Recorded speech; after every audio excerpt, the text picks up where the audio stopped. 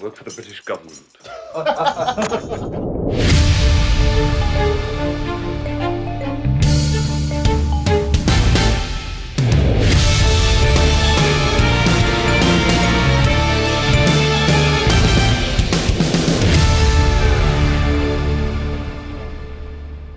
Hello and welcome to Kill James Bond, where we enter the Dalton-verse.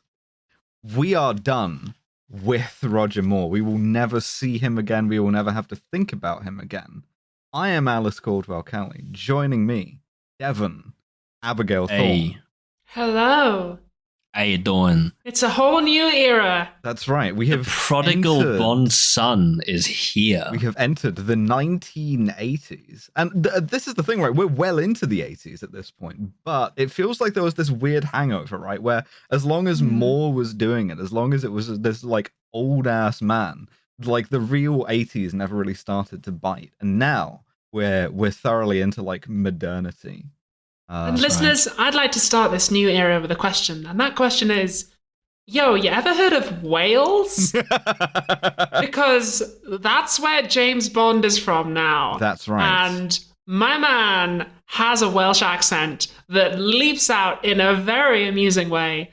Consequently means that he really, really hits the letter R in a way that is like very unusual to listen to. I don't know what accent that was. I can't do a Welsh accent. No, I lived in Wales for like 3 years. I can't do a Welsh accent. Yeah. I can save a long Welsh place name, and that's all I need, baby. Yeah. Yeah, welcome to the fucking Dalton zone. Dalton, they wanted to give him this shit since Connery.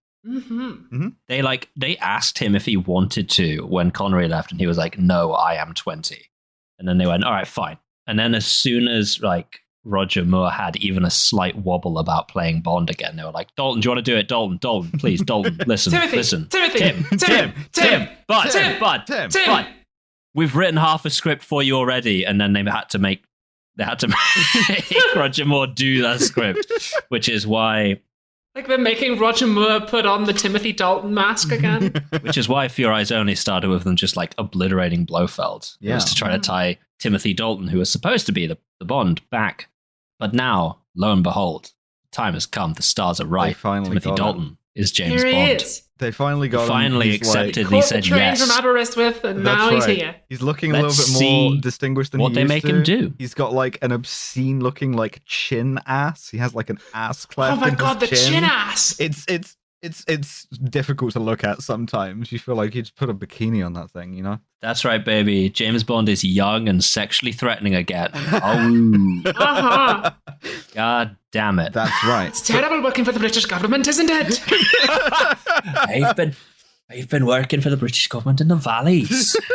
Oh, you're not going to get away with this now, Goldfinger. After a long career of strike-breaking coal miners, Welsh James Bond, we see him in the opening thing where M has set the 00 section on a training exercise.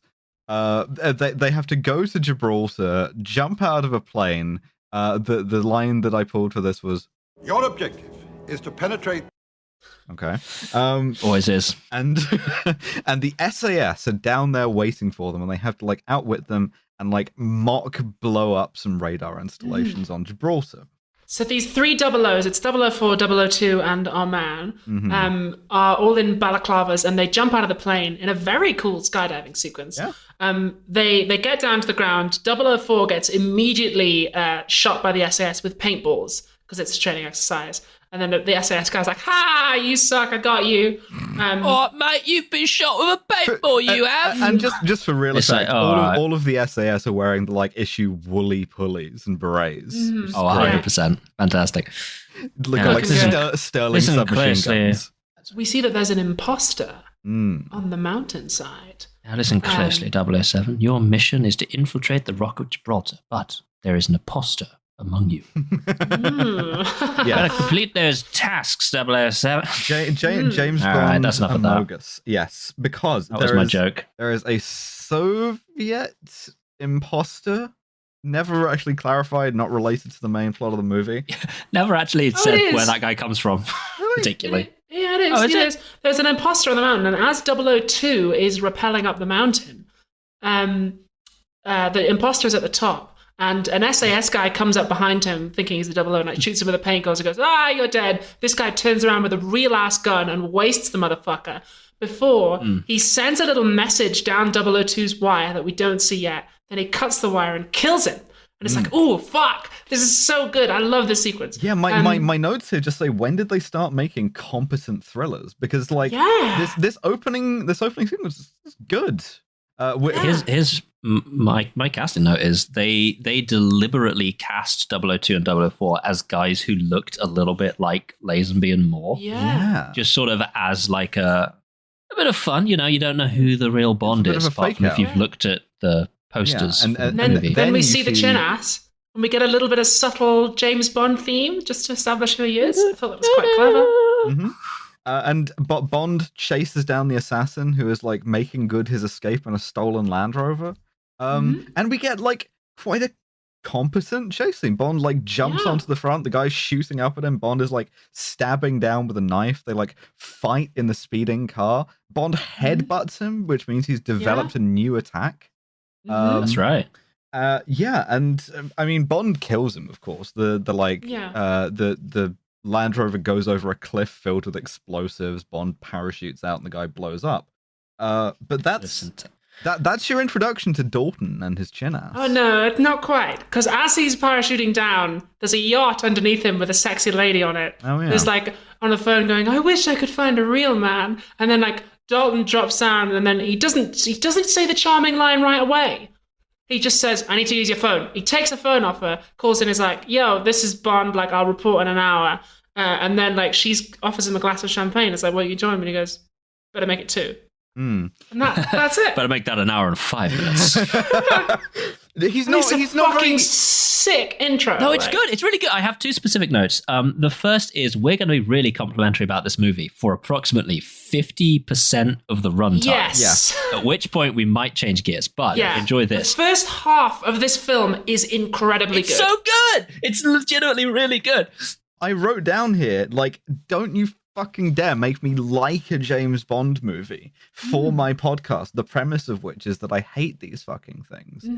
My second note is that the opening scene with M, it starts like framed him at his desk, right? Perfect office behind him, and then he gets up, walks around the desk, and the camera moves to reveal that he has just a perfect office set up in the cargo bay of a plane. Yeah, it's great. And that was extremely good. Yeah, and then jump out so of it. cool. And I did want to highlight that because I really enjoyed it. So we get the opening titles, which are kind of meh, but the song, banger. The song, we got Aha to do the song for this one. Yeah, we did. And it goes genuinely. Living Daylight. The Living It's such Daylight. a good song. It's really It's annoying to have to do this 2 movies in a row. Again, for the first half of this film is really good. And in these ever living daylights in which we're living. Makes you live in daylight. Daylighter. Daylights. Anyway. So James Bond post credits is in a fucking opera hall. When you say post credits, it makes it sound like the fucking Avengers Initiative is going to recruit. James Bond. The first thing that happens to James Bond after the credits is he gets owned for wearing a tuxedo by. It's very funny. Yeah. Saunders, head of Section V, Vienna. You're bloody late. This is a mission, not a fancy dress ball. Because Saunders is just wearing a regular chewing lounge on that suit. Line. My God. Yeah. Station V, Vienna. Yeah. So already we're kind of meant to get the sense that this is like a slightly more aggressive and combative. 007, you're bloody late. Yeah, it's very strange. He still likes the tuxedo though, which it's this sort of tension there. Anyway, but he like. What is James Bond there to do? He is there to rescue a Soviet general called Koskov who wants to defect. And so he looks across We're in Czechoslovakia, by the way. Yeah, he looks across the the Section V, Vienna, the opera hall, with a pair of binoculars at the guy, and then immediately gets distracted because he sees A woman. Yeah, 100%. Which is how I was like, oh, that's Bond. That's definitely Bond. That's James Bond, because he immediately like veers off onto the stage and is like, damn, that's a hot cellist. Yo, that cellist kind of packing dough. And it's like, James Bond, you're bloody late. You've got to help me. The guy owns him, though. He says, forget the ladies for once, Bond. James Bond, which is the character you're playing. So the idea is that this KGB General Koskov is going to defect. But of course, he's got some KGB guys with him at all times. He also has a sniper watching him in case he tries to defect. He'll be instantly shot. And he asked for James Bond specifically by name, because once again, Bond is a terrible spy. And so a Soviet defector can just be like, yeah, give me this guy that you have. And so they cross the street into the building opposite, and Bond has a sniper rifle. And the idea is that when Koskov makes a run for it, Bond has to take out the sniper before the sniper takes out Koskov. He has a beautiful Walther sniper rifle. Yeah, there's a couple of things to discuss. First of all, the sniper rifle looks incredible. It looks like it's fake, but it is a real gun. WA-2000, yeah. The second thing is his tuxedo. Like it's a tactical evening jacket, so he like fastens it across his neck to hide the suit and tie underneath. The like shirt. Yeah, it's great. Turns into a tactical turtleneck. It's perfect. Just incredible. I'm going to say some things that I didn't expect to ever say, and it's going to be mostly about how much I like everything James Bond wears in this movie. Because again, the first half of this movie, most of this movie is very good. Up until a specific point. Yeah. So we get our first like kind of weird bit, right? Because Koskov like escapes from his KGB minders in the bathroom by like jumping out of the window. But because we're told that there's this sniper who's going to be looking for him to defect and is going to kill him, Bond has the sniper rifle and he spots the woman, the same cellist from before, leaning out of the concert hall window with a rifle. And while Saunders is like, okay, we'll kill her, he takes a split-second decision to shoot the gun in her hand. Like throwing it like out of her hands, and she like runs. And he does this deliberately, and Saunders realizes that he has, and he's like, "You bloody idiot! Like you should have killed her." Yes, yeah. In fact, I think I have a drop for that. Yes. Orders were to kill that sniper. Stuff my orders. I only kill professionals. Girl didn't know one end of a rifle from the other. So this didn't know one end of the rifle from the other, I tell you. But this Bond is more of a like, he's more of a rebel, which I kind of like, because like all of sort of like Connery and Moore's like, I don't want to work for MI6 was like kind of like schoolboy insouciance, you know. It's like, well, sir, whereas like this one's a lot more like Lazenby, actually, where he's just like, no, I hate my job, it's shit. Britain's shit. Hate me job. Simple as. Yeah. With the others, it was, I know how to do my job better than you, boss. But with this guy, he's like, I don't give a shit. If M fires me, I'll thank him for it, he says. I a little bit... Okay, so there's a lot to unpack about Bond's characterization here, because since this is a fresh slate, Dalton went back to basics on this one. The initial sniper duel scene is pretty much a straight adaptation of the short story The Living Daylights, and everything after that is like you asked an AI to continue writing the story. So he's playing Bond pretty much as written, like gruff, experienced, jaded, a little vindictive. His treatment of Saunders borders on exasperation at all times, and it's like no Bond we've seen before. Yeah, it's kind of gritty. Yeah, he's a cunt. He's actually just quite rude, is the thing. But it is, and I said this in the group chat. This is the Bond that Ian Fleming wrote, and that's not necessarily a compliment. No. But it is the most true to the books I've seen a Bond. Sure. They get Koskov out with the aid of some Q shit. Oh, not just some Q shit. With the aid of a woman named Rosika, whom I have written about. Rosika, hello. Yeah. She's a big girl, and I appreciate that at any time. She and Bond put Koskov in a pipeline scouring rig that has been adapted to fit a person in it, and they just shoot him through a pipeline over the border. Buddy, they use the Trans-Siberian natural gas pipeline as a massive pneumatic tube. Yeah, right in a fucking bank. Fantastic. Very cool. Yeah. Plus, we get a fun little moment where, the guy's getting in there and he's kind of panicking, and Bond says, like, "Oh, don't worry, we've been testing this for months." And he goes, well, how many people have you done this with before? And Bond says, "Oh, you're the first," and then shuts the lid on him as he starts screaming. It's just like, oh, you dick, James Bond. And then Bond and Saunders, they just drive across the border because they're not suspicious. Meanwhile, Saunders is like, "Oh, you bloody idiot, Bond, you fucked it all up." And Bond's like, "I don't give a bloody shit what you think, actually. Fucking fire me if you want to." Oh, Bond, you've pantsed it up again, you bastard. You're too impulsive, James Bond.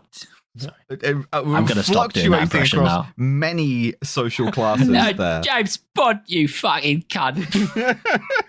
No, from Never Say Never Again. Accent there. I don't quite know what you're saying. Also, Saunders is good. I like him a lot. Interesting little note that, once Koskov is over the border, they evacuate him in a Harrier jet. Yeah, I spotted that. They just put him in a jet. Just because I guess it's like a symbol of British national pride that people recognized so soon after the Falklands War. That it was like, oh, we can't just put him on a train or put him in a car or something. So we have to put him in. It's the same as the Union Jack parachute or the Union Jack submarine hatch. It's you have to get that little moment of Britain. Yeah, it's a vertical takeoff jet that we used to have, but now we have Typhoons. Mm-hmm. It's the perfect time, the perfect mindset to be in to fly a jet. In my understanding, is just after having gone through a souped-up fucking Elon Musk. Yes. Well, he's not flying it. He's just in the passenger seat. The pilot's RAF. Of course. But yeah, they fly him out. They drive him off. And then we cut back to MI6. Yeah. They're going through the list of known KGB snipers, and they're trying to find out. Starting off with another large woman called Eula, whose deal is strangulation by thighs, to which I've also written, Eula, hello. Hey, Eula, how you doing? Oh, how you doing? Devon here, the Guilty as One podcast. Bond is smoking in this scene. Yeah, he's smoking in the office. Smoking a cigarette. Yeah, because which I was like, whoa. Because more smoke too, but he smoked cigars. Yeah. Whereas, again, Book Bond smokes cigarettes. In fact, Book Bond gets his cigarettes custom made for him because he's a cunt. But yeah. What? Come on. Fair enough. No, genuinely, he gets his. No, I bet he does, but he gets his cigarettes custom made for him at a tobacconist in London with 3 little gold foil bands on them to represent his rank in the Navy as a commander. So not only does he smoke... What a twat. Not only That's does he smoke... such a fucking nonce thing to do. Personalized cigarettes. He smokes personalized cigarettes, the ends of which, if discarded, identify him. Which is just a great spy move. Oh, he's such a spy. It's exactly the kind of shit you would do with a Bond villain of there's only one place this cigarette end could have come from. Mm-hmm. Well, no, it's fucking... It's like when Blofeld in You Only Live Twice indicated that James Bond was the one man on Earth who used a Walter PPK. Yeah. It's like, only one man on Earth smokes these goddamn cigarettes. But Bond... James Bond. But they can't find her in the list of, this cellist girl, in the list of KGB professional assassins, which leads Bond to think... dead. It was in all the newspapers. Which leads Bond to think maybe she's not a professional assassin, and maybe she actually is just a cellist, and we should look at that. There's a new Moneypenny now. Yeah, she's hot in a different way from Lois Maxwell. Yeah, she's hot and blonde. Mm-hmm. Sadly English, but halfway there. Like with this movie, 50% of it, great. There's also a really, really interesting ideology moment where Q is testing Yes. a boombox with a rocket launcher inside it. Something Hell we're yeah. And he cooking up says- for the Americans. It's called a ghetto blaster. That's what it's And- called, yes. Yeah, the So boombox. presumably this is for use in urban environments on their own people. I think it's mostly there as the cheap pun, but yes, presumably. Presumably that's what they're using it for. And also the visual effect of the rocket being fired was launched by Prince Charles, who was visiting the set that day. That is what I was going to bring up. Him and not just bloody Prince Charles. Let me try that for a fact. People's Because princess. he was at this time married to Diana. Mm-hmm. So Diana was also there, Before which she was is where they killed got. by the real MI6. And on set here is where they also got some quite famous footage of Diana using a breakaway bottle and just like smashing it over Charles's head. Classic shot. Fantastic. Mm. Bond Which also- slaps Moneypenny's ass. Oh yeah, She doesn't seem to mind. because she wants to fuck him, right? And the way that she does this is by saying in the most 80s way. Anytime you want to drop by and listen to my Barry Manilow collection. Now, I mean, I might listen to some Barry Manilow for that accent, but Bond's response to That's this just my voice. It's just my is accent. just to Would you want to listen to some Barry Manilow, Mano? is just to fully like smack her ass twice in the office, just like in front of everybody. Yeah. Which on the one She hand doesn't is seem like to mind. no, it's more of a like it's a but- more masculine Bond than Yeah, like Roger yeah. Moore or whatever. But like, don't like that. It's sort of, she like takes off her glasses to ask if he wants to listen to Barry Manilow, and he puts them back on, just like a little bit askew. It's quite nice. And then we cut to the most insanely caked up motherfucker Yes. I have ever seen. This guy jogs past and he looks so. Oh, sorry. This guy jogs past and he has the fucking fattest ass. So, right, okay. Sorry. I got distracted by ass. That's typical. There's a milkman in a small rural English town. There's a milkman and a jogger goes past him with a big ass. And then moments later, that jogger obliterates this milkman. Oh, yeah, Chokes him out with a headphone cable. Headphone cable, yeah. It's a garrote wire headphone cable. And though. he right. he like impersonates him. He becomes the milkman. Yeah, with the accent as well, perfectly. So when he Yeah. jogs past, he has an American accent. He murders this milkman, takes his place, and then has the milkman's accent. Yeah, it's That's how that like works. he is Agent 47. So This is the most hitman scene in a Bond absolutely, film ever. absolutely. Yeah. That guy's name never actually stated in the script, but it's Necros, I think. Necros. So yeah, M is debriefing this Koskov guy, but not at MI6 headquarters, because we can't have MI6 headquarters be attacked. That's not going to be a thing until like the world is not enough, right? We have to like do it in next location, and next location is like a countryside safe house. Bond rocks up to this country home Yes. in a black Aston Martin V8 Volante. Oh, yeah. Which The is new Aston The Martin car that I want. goes. It's the best Bond car. Oh my No god, it argument looks about that. totally unlike any of the other Astons. Like my cousin has a real one, I think in British Racing Green, and it is gorgeous. I want this car. It's like moving from the Aston Martin mold of like, oh, we're just going to do a little shitty European sports car into next one's a muscle car. Yeah. It's great. Anyway, so yeah, they search Bond going in too, so you get the sense of like, oh, this is quite tightly controlled, like MI6 security. But And then bloody milkman just rolls on in, goes, yeah, I'm a bloody milkman. And they go, in you go, son. well, they do search him first. They do frisk Oh, him. they check him, but he obviously uses a garrote wire. Yeah. So- Koskov explains what the plot is. And at this point, I wrote down, this is quite a lot like the other times when the guy who we thought was the good guy was actually using us to Jesus do Christ. his dirty work, and he turned out to be the bad guy. Like the other times Sneeze your when headphones off. the same guy, James Bond, back when that happened to me 2 or 3 other times.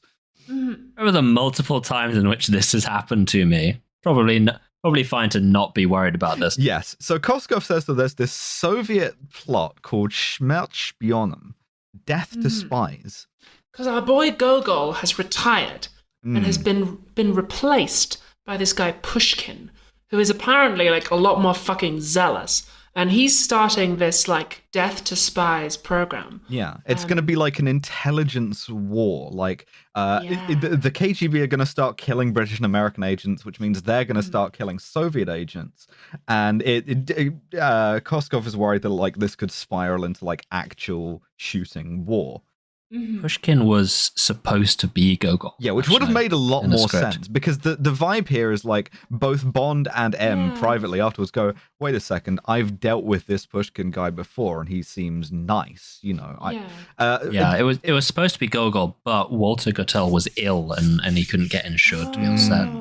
Albert Broccoli even like offered to pay for it entirely himself, but was unable to. So we had a new guy. But fortunately, we do get a little bit of Gogol right at the very end. Yeah. But it makes more sense when you read it as Gogol, because they're both like, well, wait a second, we know this guy. We don't think it's very likely that he's going to be just killing people. But on the other hand, Koskov has defected to us. So look into this. But the Milkman cometh. The Milkman enters into the kitchen, obliterates the chef. Yes. And then we get just a bizarrely extended fight scene between Necros and a guy. Yes. Who, by the way, will be the Goodnight Cross winner. Yes. On account of how hard... It's we only know his radio... Six's butler. We only know his radio call sign. He's like Green 4. He doesn't have a name. He just shows up and really holds his own for longer than Bond does against this guy. After this debriefing, Bond and M leave, right? We see them leave. Koskov is still there in the safe house. And so the Milkman is coming to, we are led to believe, kill Koskov. Like recapture him, that kind of a thing. Yeah, exactly. And so he breaks in, he kills the chef. Green 4 sees him do this, like grabs the radio and is like tries to call for help, and Necros like I think like throws it out of his hand, and they fight in the kitchen for like he boils his face and then brains him with a pan. They have a really long fight. Like he gets his face put up against a grill. I guess this is meant to like brutal convey that both Necros' brutal and also MI6 aren't incompetent. Like the guy tries. He puts his own into it, but then eventually he does get the best of him, and Necros takes his radio and says his perfectly accents. In his voice. Every time he kills, he acquires a new accent. That's right. He like perfectly in his voice just goes, Green 4 here. Sorry, a bit of a gas leak. No worries, boys. Better evacuate the main building. And they just accept that as done. And then he goes through the building, and the question here is, do you remember when the Milkman was hard? Because my man right, okay, so he fights his way through the building, Necros does, and this is genuinely a scene that is worth watching. You could watch this movie, just stop about halfway in. He just like he fights his way through the building by using milk bottles that are explosive. He underarm chucks some milk bottles and they fucking go. Yes, and then every time one of them goes up, that he's like, "Oh, there's another gas explosion. You're going to have to move people back from the gas explosion." So he captures Koskov. Yeah, he drags him out. He tears off his like Milkman apron to reveal that the like Milkman whites he was wearing underneath are now like surgical scrubs. Yeah, and he's now dressed as a doctor. Hey presto, he's a doctor. I love this guy. This is inventive. No, it's so good. If this guy was never in the movie past this point at all ever, he would have been just a fucking perfect character. Excellent work, 47. But now make like your they do way with everyone else. So then a medical chopper lands outside, and Necros like bundles Koskov like onto the chopper. He's like, Koskov's like injured. And then they fly away. But of course the chopper, it's not a real medical chopper. That's just them escaping. It's like fucking It's genuinely so good. It's really good. Yeah. It's like his plan goes off without a hitch. He fucking wins. And what we are led to believe is that the KGB have snatched this guy back. Yes. So Bond's assignment is like, obviously Koskov is dead, right? He's been taken back to Moscow and in the back of the head with a Makarov. So yeah. He's in several pieces over the North Sea. Yeah, so Bond is going to have to eliminate this guy Pushkin, the guy who is apparently pushing this death to spies thing, when he goes to a nominally a trade conference in Tangier. Because do you know what else we found? Is that 002 had a note on his body when he was found, the guy killed in the opening sequence, the little note that was sent down the climbing rope, and the note says, "Death to spies." Yeah. Schmert Spionum. It says Schmert Spionum, but written in like the Latin alphabet, which is, for their benefit, which is cool. Slightly unusual. Anyway, so obviously at this point, we have to go and get some new gadgets. There is a good bit where Bond says, "I don't think Pushkin did it," and I know him. And M says, "Well, if you don't want to do it, if you can't do the job, I'll get 008 to do it." And Bond says, "No, if it has to be done, I'd rather kill him myself." That's his sort assignment. of that's the one, because Bond is like, talks about not shooting the sniper out of instinct rather than orders. And when M is saying, "Well, we can just get another 00 to do it," he follows orders, not instincts, which is a very looks directly to camera. James, you get results, God damn it. That's right. Bond gets a very, very stylish black folder, which has been sealed in red wax with a black ribbon. The termination warrant. Yeah, has just been issued, and he cracks it open, and it's got a big picture of Pushkin. He has a license to kill. Why do you need a... Well, anyway. Regardless. So do you know who Pushkin is? It's fucking Gimli from Lord of the Rings. Yeah, it's Jonathan Rhys Davis. It's just Rhys Davis. Doing a fantastic job, but still barely in this movie. Anyway, so Bond goes... Gadget time. Get some gadgets. Gadget! Ooh, yeah. Yo, you ever heard of whistling? So what they wanted to do for this one is to move away from your really outlandish gadgets and just do one that kind of makes a little bit of sense, and just the one. So he's got a key ring. Yep. But if you whistle in a certain way, it releases poison gas. What does he have to whistle to make it do that? Not poison gas. If he whistles the first 2 bars of Rule Britannia, then what happens is it releases stun gas. Effective range, about 5 feet. Disorientates any normal person for about 30 seconds. Sesh Gremlin Q has returned. Now this shit here, Bond. Seriously.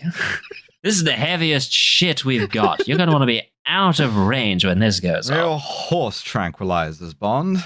It's activated by the phrase, "These edibles ain't shit." That would be very funny.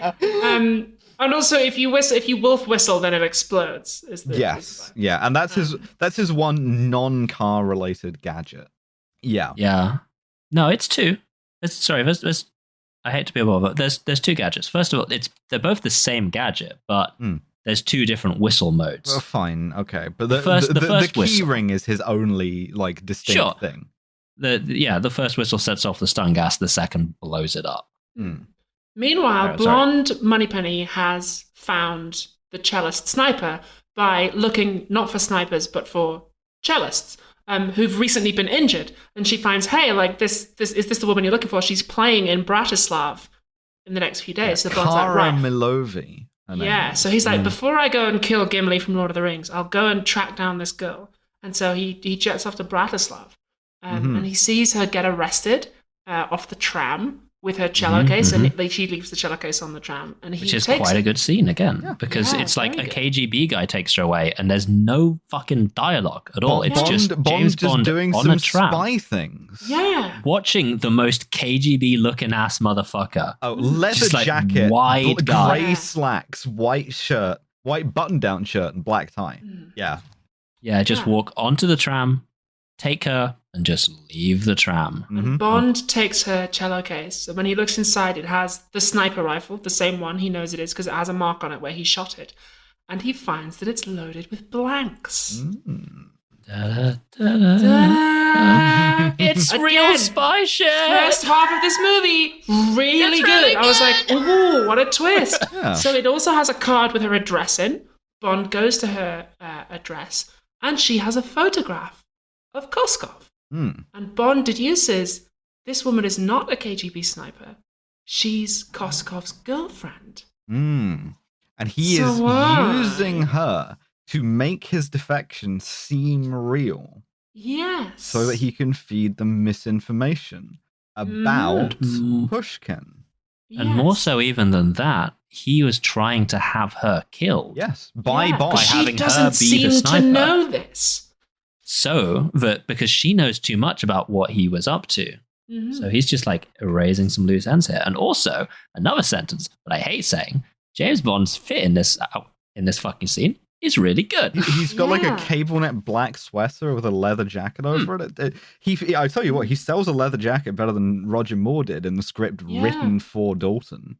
For your He eyes really only. does, yeah. He really does. Yeah. But she seems to think that the defection is real. And so Bond says, "Oh, I'm a friend of Koskov's. He's waiting for us. I'm here to take you away to him." And she's Yeah. like, "Oh, brilliant, fantastic. Like, where are we going? Let's go to Vienna." There's a funny bit where she won't leave without her cello, Yeah. and she like jams her cello in the back of his Aston Martin, and he just goes, Yeah. "Why didn't you learn the violin?" Yeah, but It's quite Bond, funny. she's like, we have to go back for my cello, and Bond is like, no, absolutely not. We've got like 10 minutes. Smash cut to her putting the cello in the back of the car, and that's really quite good. Really Yeah. good. Yeah. It's quite fun. Yeah, so he helps her escape from the KGB, but of course the police get onto them, and we get a chase scene. That's right. I have kind of mixed feelings about the chase scene because like this is where they cram all of the Bond just has a gadget to solve plot problem in this movie is just the car just does that. So the Czechoslovak police try to stop them. Bond has a car laser. They set up roadblocks. Bond has a car missile. They shoot It's out one really of the tires. hard. Bond has car skis. Yeah. It's really hard to be pumped about the car gadgets when you know that it was 100% product placement for Aston Martin. Yeah, and also And it says all so in of- the titles, and all it's of like Bond's lines about this is like he doesn't really get any like smug lines here. All of his he lines looks are just dead like at the camera and "No, I just just goes, "You ordered should purchase some- the new I Aston just Martin." purchased some optional extras," as if to heavily imply that if you like give the Aston Martin salesman enough of a like wink, he will fit some rockets into your Volante. I'm doing everything I can to not make a John Taliban reference. A joke that no one will get. Yeah, that's a joke for the three of us. They Yeah, it's a good chase scene. It's well shot. Like it's reasonably fun. Yeah, it's competent. It doesn't quite have any of the thrills or the danger of that bit in For Your Eyes Only, where Bond is driving the shit car, No. which is still the high watermark for car chases for me. Yeah, But it's genuinely fine. very good. It also fulfills the sort of quota of winter sports for a Bond movie. Because Yes, it Yeah, does. they have a couple of guys on skis and they drive across a frozen lake, and that ticks the big box that says. Well, and this has when to the car have- gets blown up, Yeah, they eventually use the the car is cello as a destroyed. toboggan, which Yes. is quite cute. Yeah, and you get an extremely lovely line from Bond when they're using the cello case as a toboggan, where he says, "I'm glad I insisted you brought that cello." Yeah. Which is really good. Also, the cello gets shot, and he goes "sorry" to her, Yeah. which is quite cute. They toboggan over the Austrian border, being chased by the Czechoslovak cops, and there's a nice moment where they like slide under the barrier, and Bond perfectly like tosses the cello up over the barrier and catches it on the other side. And then he says to the border guard, "Nothing to declare." And then Yeah. Cara goes like, "One cello." And then they just keep going. It's really nice. It's quite cute. It's nice. So Yet you're full of compliments, by the way. So now we have to talk about The halfway point looms. the It's coming, halfway baby. point does loom, but before that, we have to talk about a Bond character from a different era of Bond. A slightly more baroque character, an arms dealer by the name of Whitaker. We see Pushkin Brad Whitaker. meet this guy, Brad Whitaker, in Tangier, where he has like used his arms dealing profits to set himself up in a sort of like military fantasia where he has a lot of like very small, very finicky dioramas, a lot of like collectible military exhibits. And he's wearing a kind of like uniform of his own design. And really, I mean, who would do that? Who would It's just ridiculous. Absolutely what terrible. kind of person? What kind of do you expect me to sit believe online, that somebody would purchase just patches and badges? wear a military uniform for something that had no relation to that they never earned? It's a pity this is an audio medium, listeners. Yes. Yeah. Do you want to Yes, for the describe benefit my of the outfit? listeners, Alice is currently wearing a 5-star general. That's right. The weird thing is, Alice is also standing next to a statue of Hitler that has her face, which is like really odd. But that's also in the film. Okay, so Whittaker has a thing, and his thing is stealing valor, which, you know, Great impossible theme to say for if a that's villain. good or not. Oh, yeah. But he also has, in his entrance hallway, a series of waxworks of himself. Yes. Who are all wearing the outfits of various historic generals. Himself as like Genghis Khan, himself as Patton, himself as Hitler. And this is the only thing about him that's not based. No. I disagree. I don't think he has any particular affiliation with Hitler. I think he just likes the tactics because in a later scene, he's talking about how the Union could have won the American Civil War really easily if they'd done it like he would. By the way. So, like, I don't think he has like a political opinion other than people should pay me to have guns. Here's a line, right? War's always been man's main occupation. You know, fools tell us his greatest accomplishments were the wheel or the alphabet. I say it's a battering ram and gunpowder. How do you like my personal pantheon of great commanders? Butchers. Surgeons. They cut away society's dead flesh. What, just like casually asking my house guys, what do you think of my my Hitler? My Hitler. What do you reckon about my waxworks of me? Yeah. What do you think about my Hitler? Honestly, who would have racist ornaments in their home? Yeah. When I did visit you, So it was weird weird to have all those waxworks of yourself lining the entrance hallway there, Abby. But Pushkin visits Whittaker. And first of all, does some like stolen valor, who is your commanding officer thing. Like he looks him up and down and he's like, what army did you serve in? I guess nothing, which is great. But like he's there. He failed out of basic is the thing. He failed. He was expelled from West Point for cheating. And then he became a mercenary in the Congo, presumably alongside one jerk Vanderklark. And then an arms dealer. Roland, the Atlas Thompson gunner. That's right. No, it's actually like it's genuinely. He's a fun character. Like he is a good character. I really like the idea. I wish I had more of him. He's like weirdly out of place in this movie, but other than that, yeah. Yeah, but the vibe is that somebody in Russia has placed an enormous order of modern weapons from this guy Whittaker. Yes. And Pushkin rocks up and he's like, I didn't authorize this. I don't want any part of this. Cancel the order. Give me my money back. Yes. Yeah, and Whittaker's like, I can't, like, no refunds, bro. Like, can't do that. Like, you paid your bitcoins, you get your guns. And Pushkin's like, you need to give me my money back or I will turn you into borscht. Like, because I am the fucking head of the KGB. Give me my money back. I know that you and Koskov are up to something. You've got, like, a week or, like, 48 hours to do this before I turn you into jam and leave you in the back of like a fucking holdall in the woods. Yes.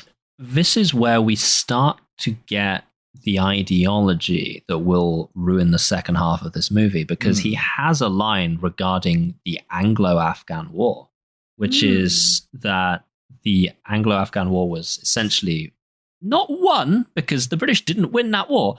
It's referred to in England as the disaster in Afghanistan, if you look at a history textbook. So which disaster in Afghanistan are we talking about? One of them. One. Yeah, the British one in the 1800s. Is that they managed to extend that war and damn near win it through the invention of the Maxim gun. Machine gun. Yes. Yeah, the first modern machine gun. And he has a line that says, if the Soviets wish to, continue their campaign in Afghanistan, they need the modern equivalent of that game-changing Maxim gun, which is what he's hoping to provide with like micro rocket. Yeah, whatever. It's not really gadget explained, guns. but fortunately they never actually show up, so we don't have to care about them.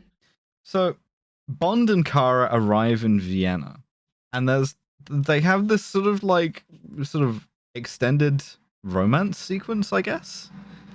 Yeah, kind of. So Bond is still lying to her, saying, "I'm a friend of Koskov's. Like, I'm going to take you to him." And I do really like Dalton in these moments because like he's pretending to be her friend and he's like smiley and happy and like quite nice. But at the same time, it does have that edge because he's doing covert human intelligence sources act shit. Like he's building a relationship with her, and like she's kind of into him, and he's like going along with that and feeding it because he's trying to get information out of her. Yep. They go in a horse-drawn cart, and I wrote down, this is a lot like the time that I was with another beautiful woman on a horse-drawn cart in Italy, and when I was also the same guy. In For Your Eyes Only. Yeah, and For Your Eyes Only when I was old. The other nice thing about Dalton is that they've done something with this film that they missed with previous ones, which is that Bond has a lot more chances to interact with extras. Normally he only speaks to named characters, but in this one, like, he's like speaking to waiters and hotel staff and stuff, and Timothy Dalton takes every possible opportunity to do acting and give us emotional range in this moment. Like, there's a moment where he's like quite smiley and chatty with the receptionist at the hotel, and there's a moment where there's like a street musician later on, and he's like irritated with this guy, and it's not written down and not in the script, but you can see Dalton like really trying to get as much out of this as he can, which I really, really respect. It's genuine. It's like a game changer akin to on Her Majesty's Secret Service when people who weren't James Bond got lines, and I was like, oh, I didn't realize they hadn't done that before. Or in For Your Eyes Only, where she laughs at one of his jokes, and I was like, oh, I forgot that they had never done that before. Like, having James Bond exist in the environment that he's in, weirdly, really adds to really it. Grounds it. But they go to the opera again, and Saunders is there. And Saunders is like, that's the bloody girl. What are you doing? James and Bond's Bond, like, what bloody do whatever I want, bloody actually. Thank you very much. I'll take this girl around Europe on a shagging trip if I want to. No, but Bond is like, look, Bond says, look, I don't think Koskov's defection was real. I don't think it was the KGB who snatched him back. I think there's some kind of fucking ploy going on here. Somebody wants Pushkin dead, and they want me to do it. So I'm pretending to be this girl's friend to try and get something out of her. Yeah, and Saunders goes along with it. He's like, well, all I have to lose is my pension, which is a good line. But meanwhile, in Tangier, we see that Koskov and Necros are hanging out with Brad Whitaker. Yeah. And they pretty much just confirm Bond's suspicions. Yeah. They're just like, yeah, okay, we need to get Bond to kill Pushkin.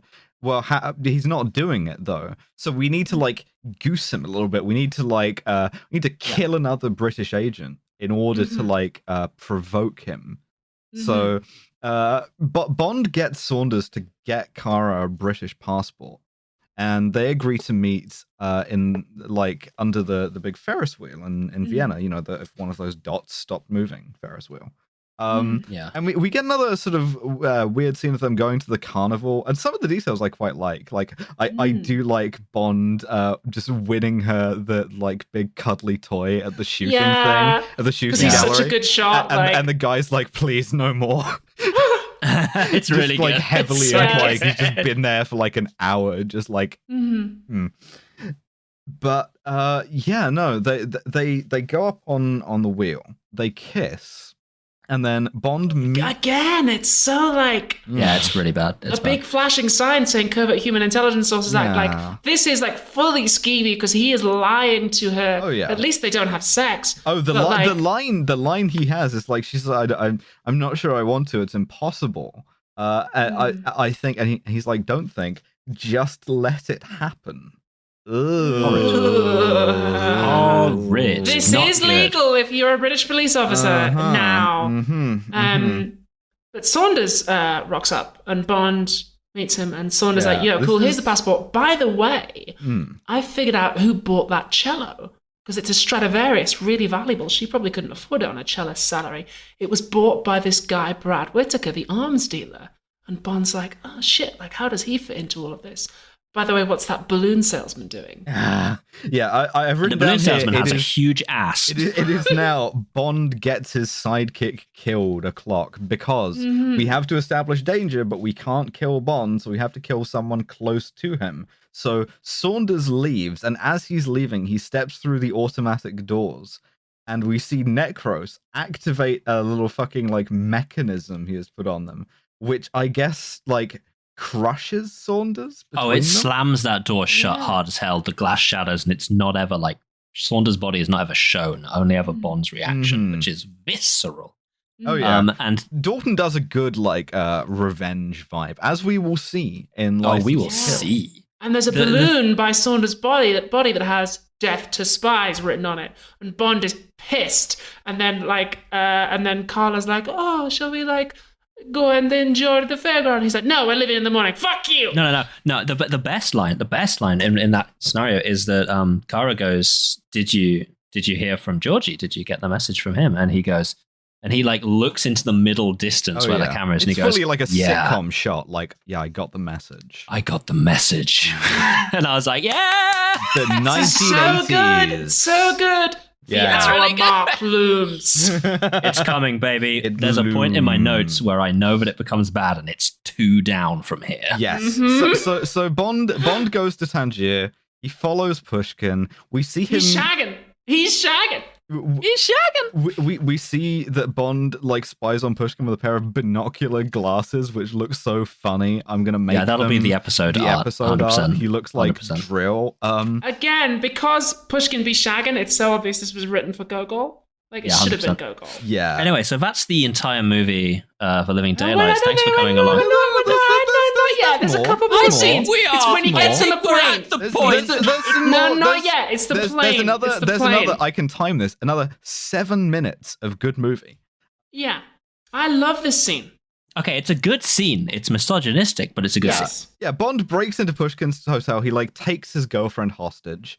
And then he like throws Pushkin on the bed and demands answers, right? And Bond, Dalton plays Bond as very dangerous here, which I genuinely like. threatening. He's genuinely quite frightening. Like Pushkin pushes a little button in his watch to call for help. His bodyguard comes in, and Bond tears the shirt off his girlfriend in order to provide a momentary distraction. The guy comes in, sees this naked woman, is just like, "Whoa," and then Bond jumps him. Personally, if I was hiding a secret alarm in my watch, I wouldn't design it so that the watch lights up red and makes a loud beeping noise when I press the secret alarm. Yeah, when he presses it, Bond's like, "Oh, you stupid!" It's like really the famous phrase, "a loud alarm." So yeah, no. There's also he Bond sort of interrogates Pushkin regarding this in a general sense. Like he has a gun, he's on the bed, and there's a moment where Pushkin goes like, "Look, it's about who you believe. Do you believe me or Koskov? Again, do you trust me or Koskov?" And Bond's a million line, times better with Gogol. Imagine if it was Gogol. And Bond's line is, "Look, if I trusted Koskov, we wouldn't be having this conversation." Yeah, and so they both sort of agree that like, oh, well, if this is going to come off, then like the one thing that's in the way of this is Pushkin, you need to die. And Pushkin goes, "Well, I guess I got to die then." And it's a fake assassination time. I love this fake shit. Assassination. So it's really good. The movie's still good. We got like 2 more scenes. Yeah. So like Pushkin steps out on the stage on the trade delegation. He's like, friends, countrymen, Russians. And then as Necros is watching, about to take the shot, we see Bond shoot him 3 times in the chest. And Pushkin like falls to the floor, and his wife is screaming. He's covered in blood, and he's like carried out. And so when Necros reports back, he's like, "No, Bond killed him." And we see Koskov celebrating because they finally got him to do it, and everything's going according to plan. And then 2 sexy ladies pick Bond up. He runs away and escapes. 2 sexy ladies pick Bond up at gunpoint, but it turns out they're working for the CIA. We get a shit version of Felix Leiter who can't act. Yeah. Who's like, "Oh yeah, like we're on this guy Whitaker, like." Not quite sure what the vibe is, but it seems like we're on the same case from opposite sides. Honestly, Felix doesn't really add anything to this film. I don't know why he's in it. But we do, on the other hand, see Pushkin like get back up again and like take off the like blood packs that he's wearing. And his line is, "For once in my life, I'm grateful James Bond is a good shot," which I quite like. And also his wife is quite surprised. He's like, "I'm very sorry I had to do that to you, darling." It's quite cute. Yeah. So Bond comes clean with Kara, fucking traumatized. right? She's made him his vodka martini, shaken not stirred, and he takes a drink, and this is it's quite a nice touch on its own, but is also more meaningful in a second. He takes a drink of it, and we are kind of led to believe that like she has fucked it up and it's terrible, because she's like, oh, did I make it right? And he kind of like winces a little bit, and he's like, it's perfect. Yeah, it's quite cute. Which is cute, and So he tells her at this point that he's a British agent. He's like, look, Koskov, he's up to something. He tried to have you killed. It's all fucked up. Hey, what's in this drink?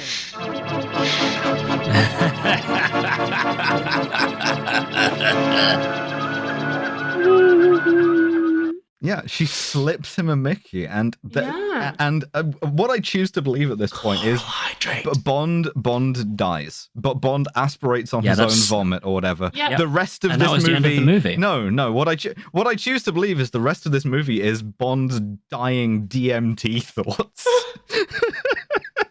Oh, a Jacob's Ladder situation. Yes. But Okay, so the rest of this movie is a Jacob's Ladder situation. Now I've written in the very large second letters half here. of the film begins. Yes. Now, I don't know if we have any sort of audio drop that we could play in order to mark the commencement of the second half of this movie. Ooh. But I have one word for it, which is Mujahideen. Yes. The work of the Mujahideen. The work of the Mujahideen. So Welcome to Afghanistan. Not immediately, because Bond collapses, and we see Koskov and Necros put him on a plane under the false name of Jerzy Bondov. Yeah, it's called Very James cool. Bond. They could have called him anything. They could have called him like Mr. Dipshit or whatever, but they decided to just like call him Jerzy Bondov. Jerzy Bondov, and also a transplant heart surrounded by ice. That's an awful lot of ice, bitch.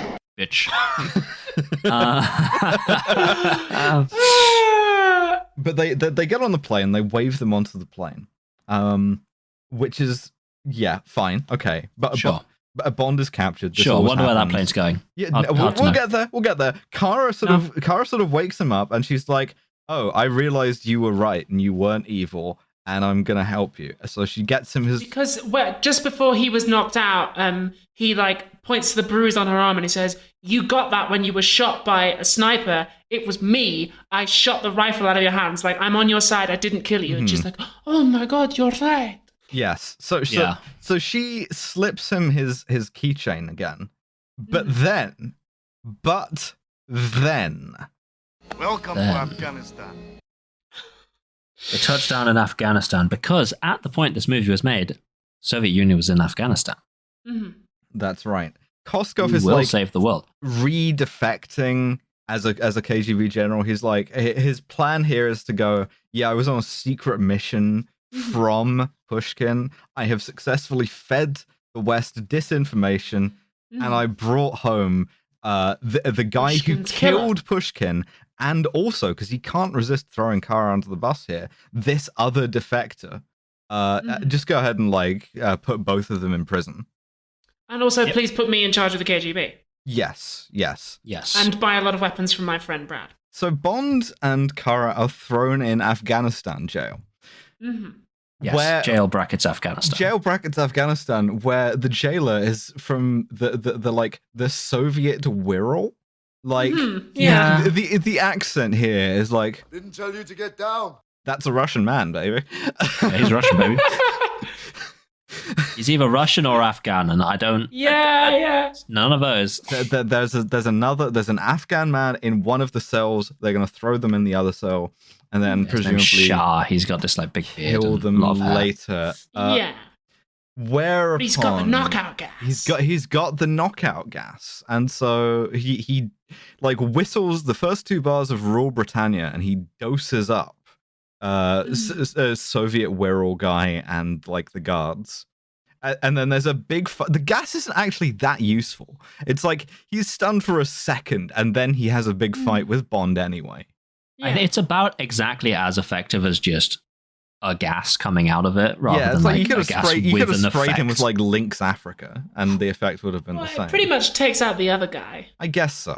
It's doesn't like a take out the big momentary guy. distraction, which is all that Bond needs. Yeah. There is an script. interesting like still, which I'm also tempted to make the episode art of Bond being like menaced by this guy with like a rubber truncheon. But like, I remember this. Yeah. In any case, Bond defeats him, throws him in the cell, and Bond and Kara are about to just like leave, just like book it, and then the guy in the other cell, as they are reaching for the door, is like, excuse me. Is that please? And he they're had like, helped them as well. He helped them in the fight.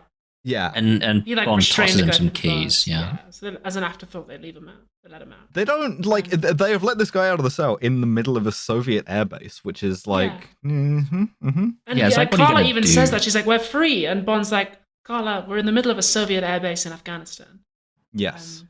They escape through the expedient of stealing some like air stairs, the like, you know, the stairs you drive up to a plane, and Yes. driving them up to the barbed wire fence and simply jumping over it. Yeah. Fucking smart. Which is great. They take 2 steps and are then immediately captured again by some bushes who have knives. And the guy Shah, who we had seen them help escape, tells them they're not Russians, so don't kill them. And we get an interesting line. They'll not kill you now. Not now? How about later? Don't worry. I'll save you for the harem. Yeah. For the so harem. My notes say Bond meets the Taliban. Yes. Which I suppose historically isn't accurate because the Taliban don't yet exist, but No. all of these guys will be the Taliban in a few years' time. I mean, I don't want to be too reductive about this because, like, it sort of, it depends, but at the same time, the vibes are very much like, but Bond calls them, like, the Afghan resistance, right? He does. I wrote that down in full. Mujahideen? The Afghan resistance.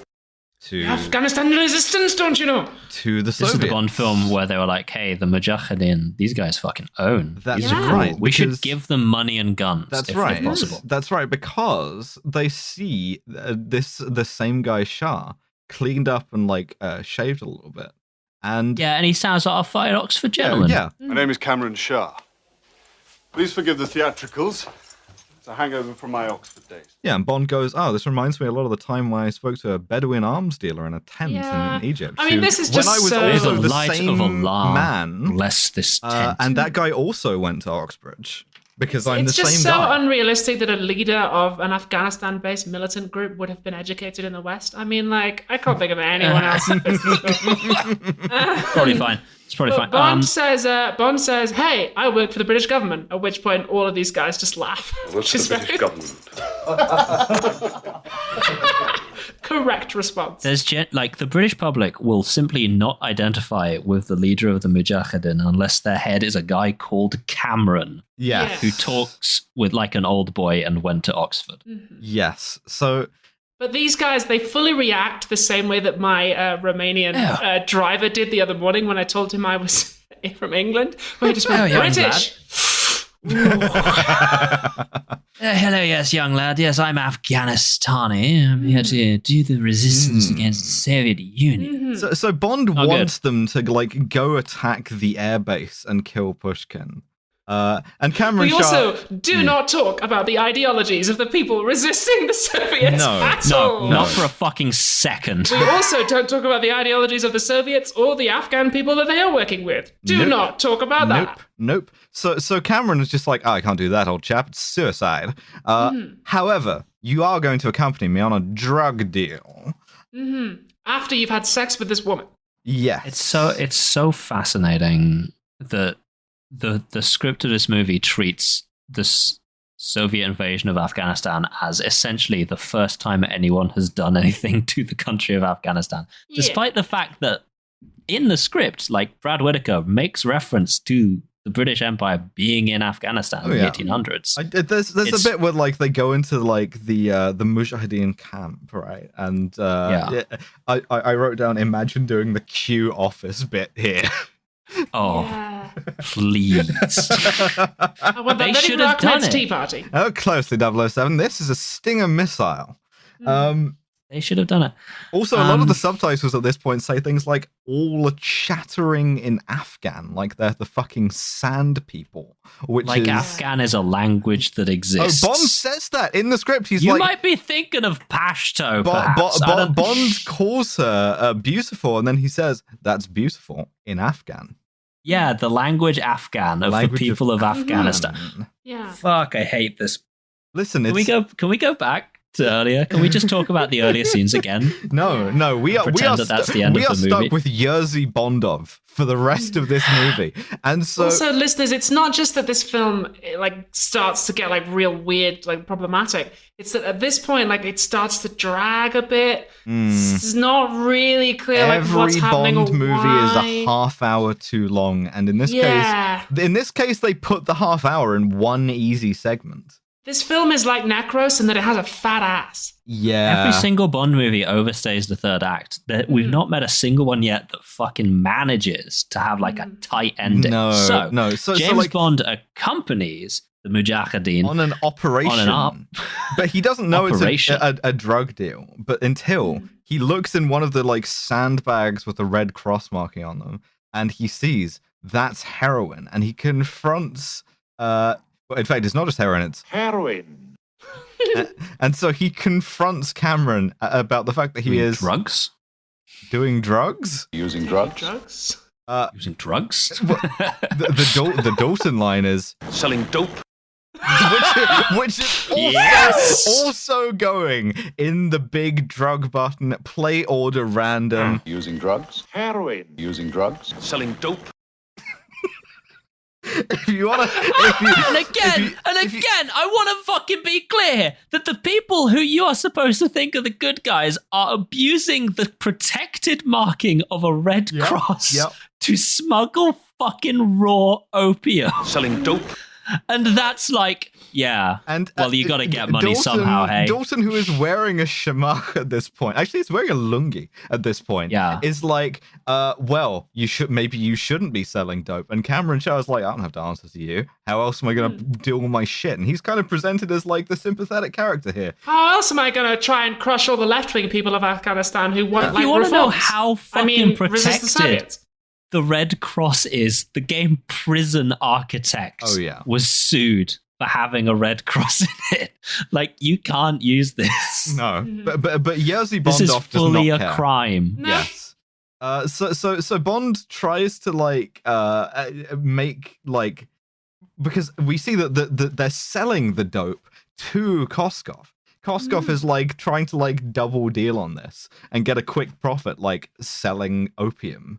Yeah, because that transplant heart we saw earlier on, fake heart from a pig, the ice was diamond. That's not a woman. That's an awful lot of ice. There we go. That's an awful lot of ice. A woman. He's using the diamonds to buy opium because he's trying to make a little bit of money on the side. Honestly, this isn't really very clear. Selling dope. Yeah. And so... what is the plot of the movie? Yeah, it's kind of Dalton is okay, we got to get the Mujahideen to attack this drug deal. And Cameron Show's I don't want to double cross these dealers who are from the Snow Leopard Brotherhood, because I don't want to. So, but then essentially Bond goes, well, don't be a pussy. Yeah, and Cam goes, on, all right. Yes. Go on then, because we both went to Oxbridge, and then they fucking do it anyway. Yes. So, right, okay. So this guy who, let me take a second to try to remember what the plot of this movie is. This guy, he wants to buy arms from Brad Whitaker, but instead of doing that, he's using the down payment he would have used for the arms to buy about £500,000 worth of pure opium. $500 million, my apologies. Yeah, £500 million Koskov of pure is that opium. Mike Fossey tweet of check this shit out, motherfucker, and then sliding one leg out. It's not even clear what kind of move I was trying to do. 100%. It's what are you doing, man? What is the plot? Why is Necros still here? Yeah. Well, Necros says the reason why he's still there is because to help his brothers do world revolution. Yeah. Necros, oh god, he's trying. He was a really good character for half this movie, and now he gets flanderized. It's weird. Focused. Anyway, he's a 100% ass nut. So Bond you know goes. the Mujahideen didn't tend to do in the Soviet occupation of Afghanistan was pitched horseback attacks of air bases. But that's well, I don't know why not, because it turns out really well. yeah, it Yeah. works. Turns out you can Fantastic. just Do this do more. a horse-based attack of an airbase, and that's fine, ? So Bond goes, how about, check this out, how about you give him the opium, right? You get the money, and then I go and steal the opium, ? And Cameron Shah goes, bloody good idea, old chap. Yeah, I'm not really sure what's going on. But anyway, they attack the airbase. Then there's a plot. The But rest of the plot of the Bond movie happens. manages to do something. He traps himself in a confined space with a bomb that he has set twice He set the consecutively. bomb. It's He really good. but disguises himself by pulling the lungi up over his face. He loads some of the heroin in, puts some plastic explosives in there on a timer, and then just gets like shut in the back of the truck with the bomb and the opium. Mhm. So then at this point, Kara's like, okay, we got to get him back, and she pushes Cameron Shah to go attack the airbase. But then when Bond gets to the airbase, he just like jumps out the back of the truck and loads the same bomb onto a plane. Yeah, because there's a bunch of Mujahideen who are also just unloading it, so he just blends straight back seamlessly into that. They really didn't need to do anything, but so There's no stakes. But Nothing's Bond's- happening but anymore. Bond's like lungi falls away from his face, right, and he walks straight into Koskov and Necros. He's like, "Oh shit, your All cover right. has been blown." Metal Gear Solid exclamation mark noise. Exactly. So Dun, dun, so dun, he dun, like dun. grabs an AK, shoots over their heads, and this precipitates the attack on the airbase. Yep. This goes on for a good 20 minutes. Yeah, there's a lot of things happening. A lot of things happen. There's a battle. There's some fighting. There's Bond flies the cargo plane out. He opens up the back on the runway, and Carla drives up into it with a jeep. Koskov is pursuing them in his own jeep, but then another plane coming in hits his car, and I presume kills him. No, he survives. Oh, He survives long is it enough. ever explained what happened to him? No, it is. Yes. It So is. no, it is. So there's two things. First and foremost, an interesting point here, which is that the plane can't taxi with its ramp load to the ground. So for that scene, they built the rear end of a Hercules on the back of a large truck. Oh, hell yeah. Just drove the car into it, and it was like quite well done. And then they're on the plane. So Bond and Kara are on a Hercules plane on their Filled own with heroin. with £500 million worth of pure opium. Yes. And there's a point here where I just wrote Bond arriving back in London. Well, sir, truth be told, I've forgotten what my mission was, but I do have £500 million of pure opium. How about that? Like, what does he do? What's happening? Pushkin is still alive. I didn't do what you told me to do, but I did get a lot of I smack. made this. I tweeted this as well, which is just the tweet that I made on the Kill James Bond account was, give me a second. This Dalton Bond is so cool. He's so dark and interesting. He's just like the character that Fleming wrote, losing the thread a bit. He's joined the Mujahideen and stolen $500 million of raw opium. Yes. Yeah. Yeah. And that's for two halves of this movie. It is. It is. But when Bond says, "Hey, you fly the plane for a bit. I'm going to go back and like defuse the bomb, and then you and I are just going to like fly this opium to wherever we need to go." But then you know, yeah. Pakistan. Yeah. They love opium in Pakistan. So do you know who else is on the plane though? Do you know who made it? Fucking Necros.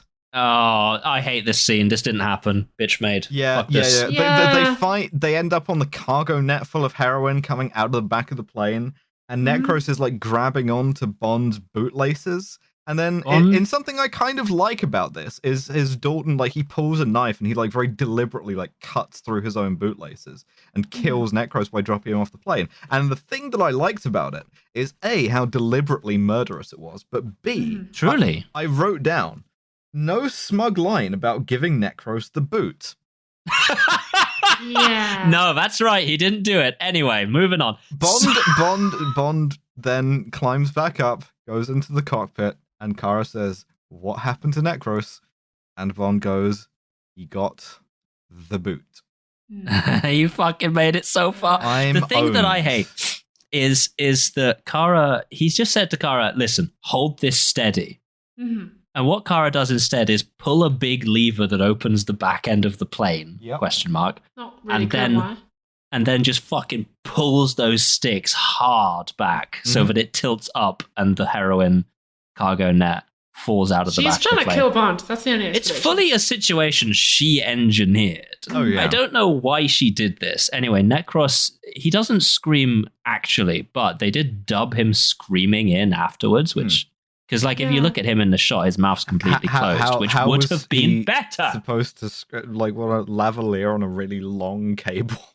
like, Fair he was point. just... He's just... He goes like, no, please, sir! And then, like, dies. He and I does wrote, say, bitch like, made. as Bond is like cutting the laces one by one, he goes, no! Like, you know, He he's says, kind of like, please. yeah, He says, please. Yeah, begs Bond for his kills life, and him. Bond's like, fuck off. And Bond's like, no, Nah. sorry. See you later. But anyway, back on the ground. we got 2 more scenes of this shit because they crash the plane, but they escape. Fine, don't care. Boring. Oh no! First of all, the Mujahideen are being chased by the Soviets in tanks. Oh, Bond Christ. flips the plane around, chucks the bomb out the back, and blows up the bridge. Saves the Mujahideen, who were all like cheering. Yeah. And one of those Mujahideen, Bin Laden. Mm-hmm. And one of them says, praise be to Allah. Now, and my next note here just says, and now they clean up the rest of the plot.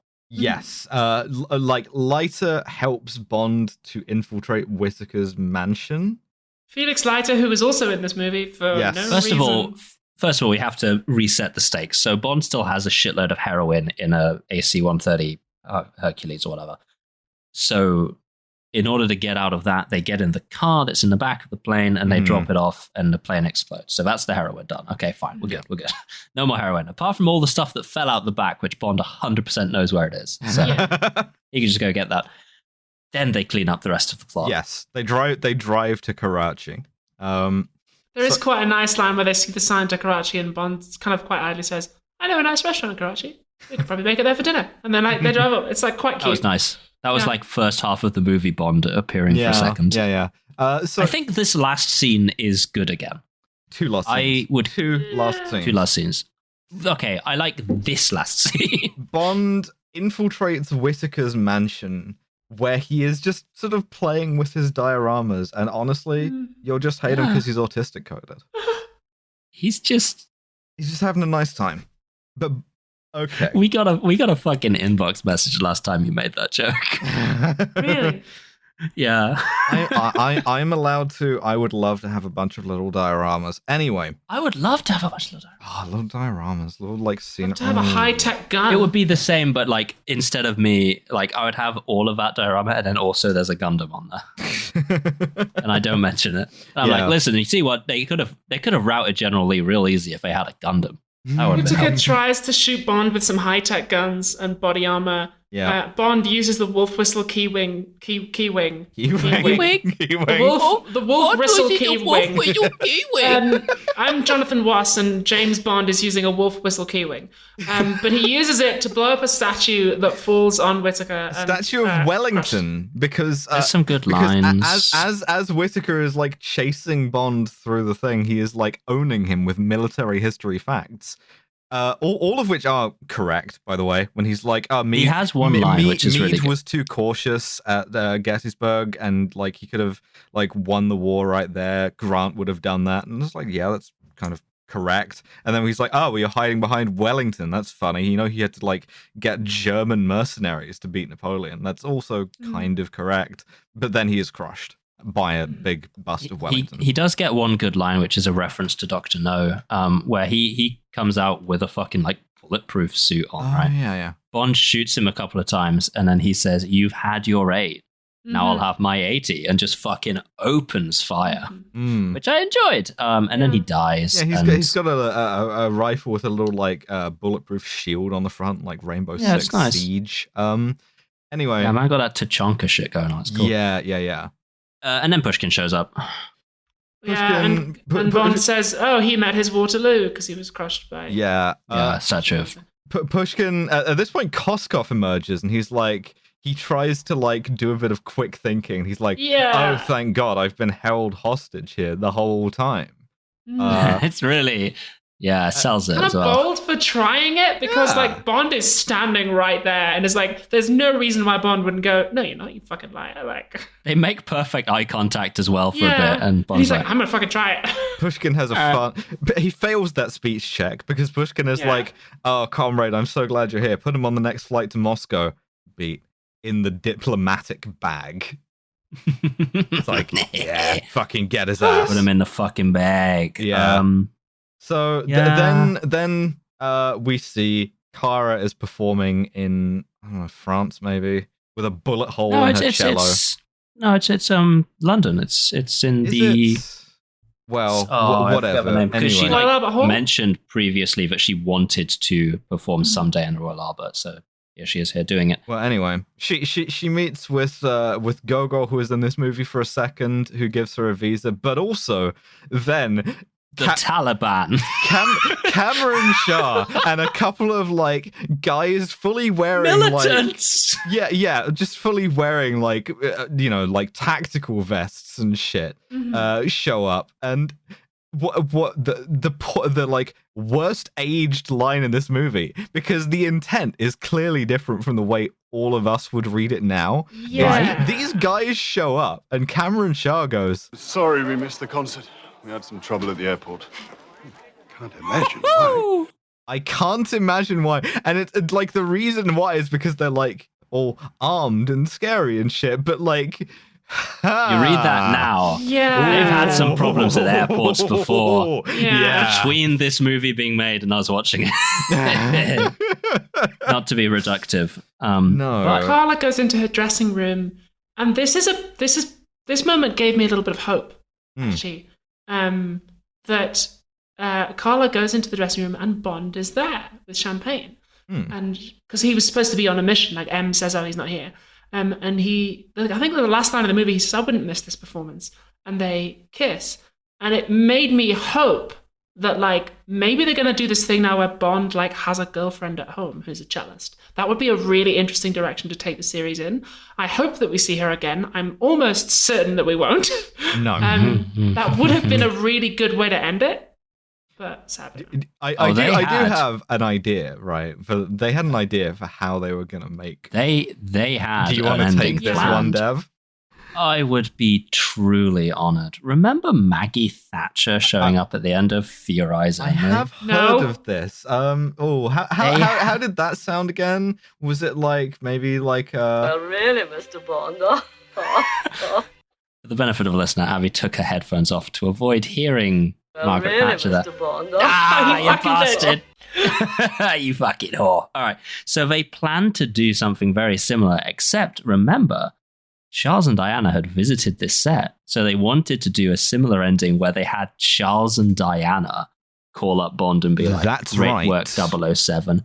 Diana. Uh-huh. Can you fucking imagine? Now Bond looks like an ordinary white Fiat Uno.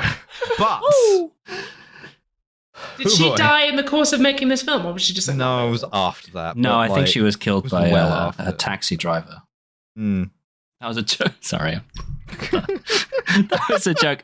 Well, you worded it died in the course of making this movie. I won.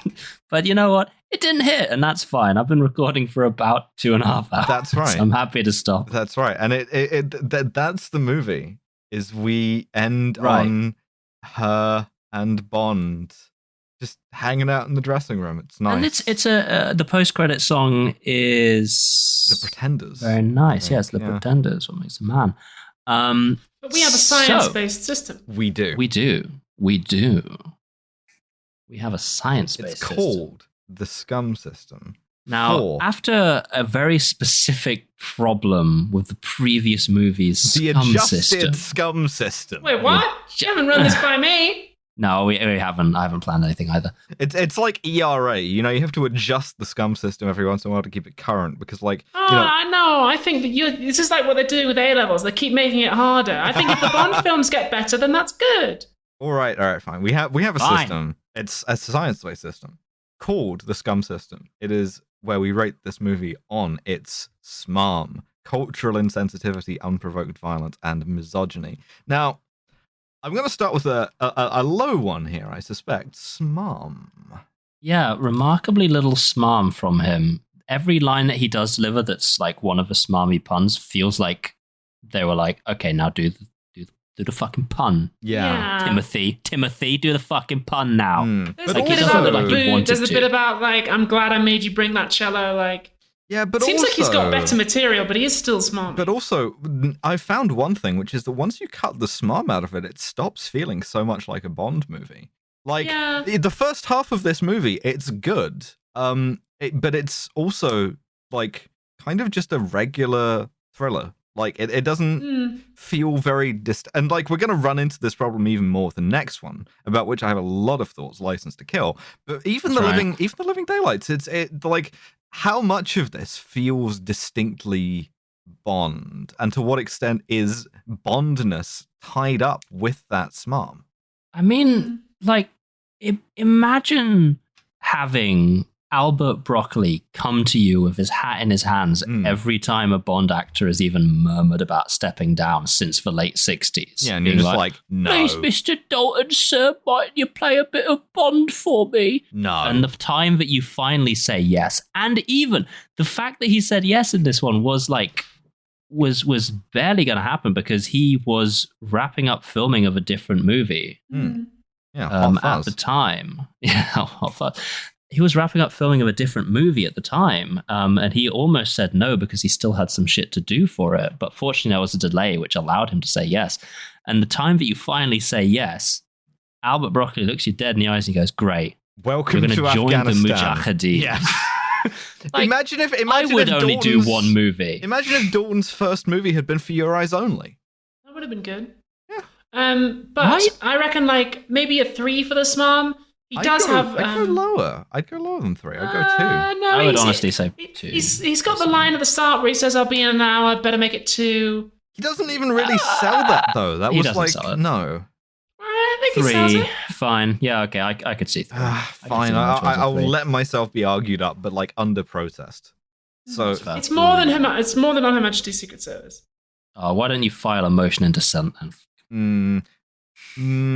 Misogyny. No, cultural insensitivities. Yeah, I forgot what the thing was.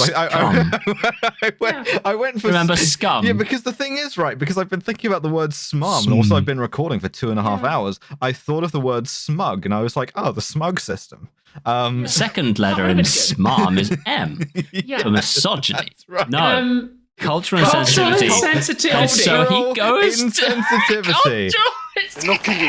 Not now. How about later? Don't worry. I'll save you for the harem. The harem. Save you for the harem, don't you know? The harem. Fucking hell. Oh, Jesus. They don't talk like that in Anglesey. All chattering in Afghan in the subtitles. Can we hold Bond responsible for that? Yeah, all right. Why not? No, okay, so the things that he say that are culturally insensitive. The thing about him being in Afghanistan is that he's not trying to be culturally insensitive. He's quite complimentary towards the Mujahideen, which is a problem for us now. Yeah, it's very funny. But he's like quite nice about them. Yes. He finds that they're smuggling opium and he's just like, well, you know, got to get your money, hey? That's right. Selling dope. Selling dope. At the same time, like, the vibe is like noble savages. Yeah. As long as they 100%. are led by a guy educated in the West. Like, there's that scene where he first goes into their camp where there's a guy who's like beating someone. It's like... not good. Yeah. It's not good. great, is what I'm saying. I'm not saying one, right? I'm saying... Do we think that it's like more insensitive than something like Live and Let Die? Or more insensitive than You Only Live Twice? Well, the thing about the plot of Live and Let Die is that the shooting script just said racism 400 times per page. Yeah. So it's hard to be more culturally insensitive than that. Is it more culturally insensitive than Octopussy? Well, no, but it's no, close. No, it isn't. There isn't a we think that this happens in Afghanistan montage. No, it's close because like that harem line reminds me a little bit in the sort of out of nowhereness of it of the curry line in Octopus. A little bit, yeah. Well, Octopussy was an 8 out of 7, so we've got room to stretch. I think we've got room to go down. I'd go maybe like a 5. I said 4. I could see a 5 maybe. The thing is, no, you know what? Yeah, about on a par with Never Say Never Again. I get that sounds about right. Yeah. Unprovoked violence. I mean, R.I.P. to your boy Necros. Okay, so the Dalton era is going to have murder. more unprovoked violence than any other, specifically the next movie. Yeah, License to Kill is going to be a 10 out of 7. It's called License to Kill, for God's sake. Yes. Yeah. My man's going to do a bit. This one, I mean, the sort of the big act of unprovoked violence is him killing Necros, which is quite deliberate. Everything else is kind of like heat of the moment. Yeah. I don't know. The thing about unprovoked is that maybe unprovoked is the wrong word, and it should be like excessive. Yeah, it's like unequivalent. Scam system. It's like uncalled for tier of violence. I don't know. I feel like the unprovoked here is so it speaks to like the part of the reason why he kills Necros is because he had killed Saunders in like a sort of a brutal way. There is a revenge thing happening. Yeah, maybe it's like when he escalates the violence. Yeah, revenge still counts to me as unprovoked violence because it's like not directly like I'm thinking about this like a court would, like he's not it's not hot remember blooded, that he, in his own words, when he was the same guy in Fear Eyes Only, had a whole speech about how revenge is a bad thing to go on. Dig 2 graves, baby. Back when he was the same guy that he is now. Yeah, back when he was the same guy, and he was old in Sardinia or whatever. Yeah. Before he was Welsh. Before he was Welsh. Back when he was after he went to Welsh. space, before he was Welsh, before he was Irish, after he was from New Zealand. Yeah. I want to give it some points for the scene where he like has Pushkin on his knees with a gun to his head is actually quite like and the way it's he a truly brutal the way scene. he dispenses of like Pushkin's guard. Yeah, no, I think it's got to be up there. I think like a 4. I could see 4. Yeah, okay. I can see 4. Easy. And misogyny. Now, I want to give it some points for first of all him stripping Pushkin's girlfriend and using her body as a literal distraction against her will. Yep. And secondly, for his Covert Human Intelligence Sources Act shit that he pulls on Carla. Thirdly, just fucking smacking Moneypenny's ass in the office. Yes.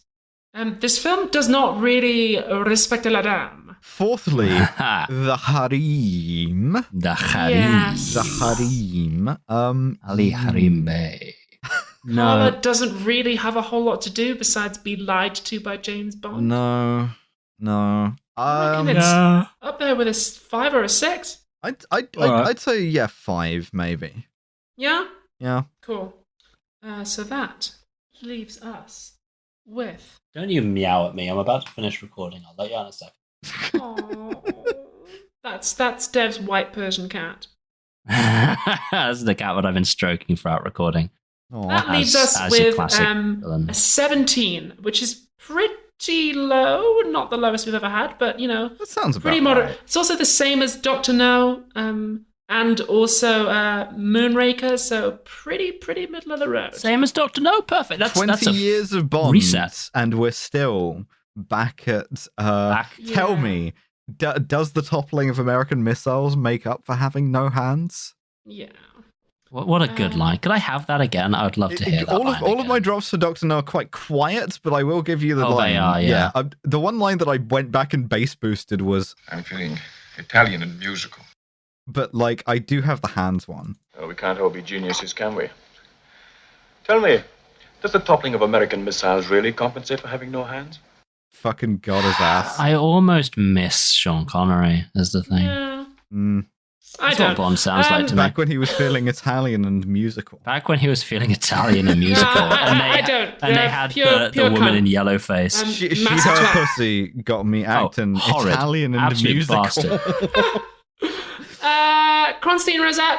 Oh. Yeah, Kronstein Rosette. Okay, so I would half-heartedly give it to... You see, Necros is a problem because I don't know if he's underappreciated.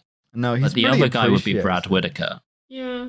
You know who I want to give the Kronstein Rosette to is Brad Whitaker's just his guy, his sergeant, who he has inveigled into his web of fantasy. Yeah, who does really bad drill. Yeah, he spends all of his time standing to attention wrong and great, that guy. Yeah, that guy. We haven't mentioned him in this recording. Exactly, he's underappreciated. That's why he gets it, because he's underappreciated. us. Go on then. Fine. Sergeant, Good night, okay. Cross. Sergeant Stagg. Good night. Once again, Cross. another award to a guy. I have a nomination for the Goodnight Cross. My nomination, I said earlier, it's the butler in the mansion who holds his own Green against 4, Green 4. Green 4. Green 4. I was thinking of giving it to Gogol because he does give her a visa to the European Union, which is a damn good present if you can give that to a girl. I think Green 4 is like underappreciated more than Gogol is, given that I think this Gogol was is written specifically for appreciated. Okay, I concur.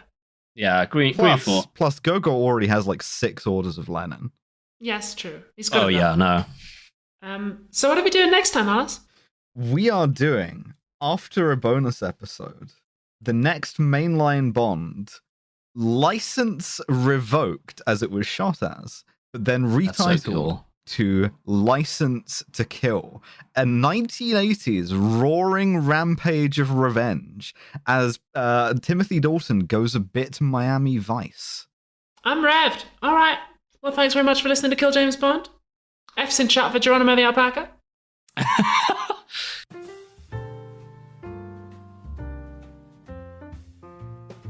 Thank you for listening to yet another episode of Kill James Bond. We are already halfway through the Dalton years. We recorded the second Dalton podcast yesterday, so for us, this man, this beautiful Welsh Bond, has already come and gone. How we hardly knew thee. Still, speaking of our next Dalton episode, Kill James Bond will return in 2 weeks' time for License to Kill, the best fucking movie that they've ever tried to tell me was a Bond film. It simply isn't a Bond film, but it is a good fucking movie. It's a classic 80s action flick where the protagonist literally just happens to be a guy called James Bond. But, of course, if 2 weeks is too long for you to wait for another episode of Kill James Bond, you can head on down to our Patreon, which is patreon.com/killjamesbond, and sign up for a bonus episode on every interstitial week. But, speaking of our beautiful patrons, we would be nothing without our £15 and above patrons, and those are Jack Holmes, Paint McCalla, George Roack, Thomas Oberhardt, Amanda Rogder, Sol, British Pterodactyl, I think it's a Dimetrodon or something like that, Nikki, Caroline Tankersley, Benno Rice, Jay Martindale, Amber de Grazia, Pete Snorrison, Field Commissar Jen, Jack Bushell, Mothman, Big Titty Goth Girl, Tarp O, Trip, Timothy Pajoni, Holiday, Larrykins, Kit Devine, Sydney Steckel, Kentucky Fried Commie, Zoe Shepherd, Elizabeth Cox, Alfredo, Jonas Schwamberger, Raoul Leal, David Wigramatna, Richard Drum, James Knapman, Robbie Morgan, Kinu92, Josh Simmons, Millie, and Avery Darling. Thank you so much for your support. Kill James Bond is produced by Nate Bethea, our podcast art is by Maddie Lubchansky, and our website is by Tom Allen. See ya.